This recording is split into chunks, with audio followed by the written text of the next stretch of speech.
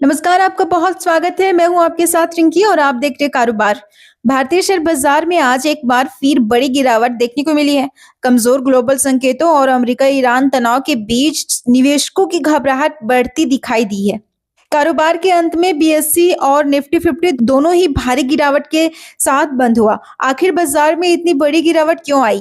किन सेक्टरों पर सबसे ज्यादा दबाव रहा और आगे निवेशकों को क्या रणनीति अपनानी चाहिए, इस रिपोर्ट में जानते हैं। बुधवार 11 मार्च को बाजार में लगातार बिकवाली का दबाव बना रहा। कारोबार के अंत में सेंसेक्स 1342 अंक यानी 1.72% गिरा 76,863 पर बंद हुआ। निफ्टी 394 अंक यानी 1.63% गिरकर 23,866 पर बंद हुआ।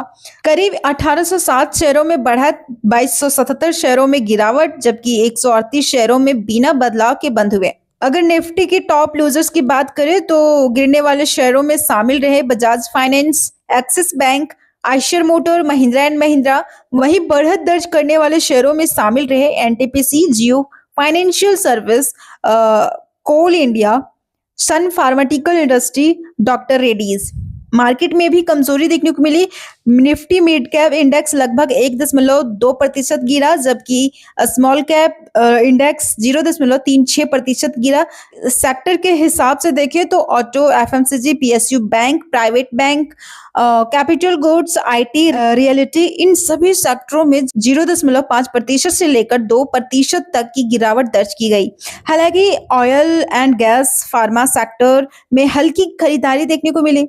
मार्केट एक्सपर्ट के मुताबिक गिरावट की सबसे बड़ी वजह रही मार्केट कमजोर संकेत, अमेरिका और ईरान के बीच बढ़ता तनाव, कच्चे तेल की बढ़ती कीमतें, विदेशी निवेशकों यानी एफआईआई की लगातार बिकवाली। इन कारणों से बाजार में रिस्क से बचने का माहौल बन गया है और निवेशकों ने प्रॉफिट बुकिंग शुरू कर दी। एक्सपर्ट का कहना है कि अगर मिडिल ईस्ट में तनाव बढ़ता है तो एनर्जी सप्लाई प्रभावित हो सकती है, तेल और गैस की कीमतें बढ़ सकती है, जिससे महंगाई बढ़ने का खतरा भी बढ़ जाएगा। यही वजह है कि निवेशकों ने आज सावधानी बरती। टेक्निकल एनालिसिस के मुताबिक निफ्टी का चार्ट भी कमजोर संकेत दे रहा है। चार्ट पर 50 एमडीए और 200 एमडीए के बीच गैप अप हो रहा है।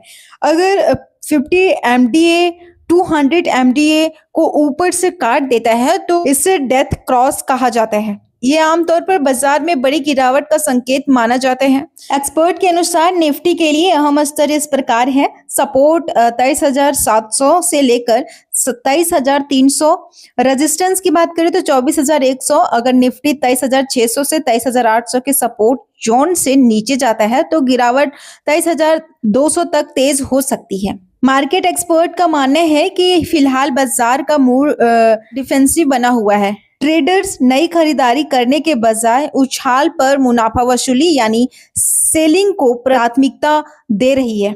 जब तक निफ्टी 24,450 के ऊपर मजबूत क्लोजिंग नहीं देता, तब तक बाजार में कमजोरी का रुझान जारी रह सकता है।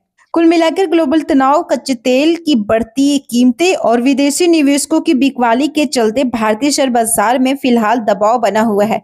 अब निवेशकों की नजर अमेरिका के महंगाई आंकड़ों, ग्लोबल मार्केट और घरेलू आर्थिक संकेतों पर टिकी रहेगी। देखना होगा कि आने वाले दिनों में बाजार इस गिरावट से उबर पाता है या नहीं। Bureau report.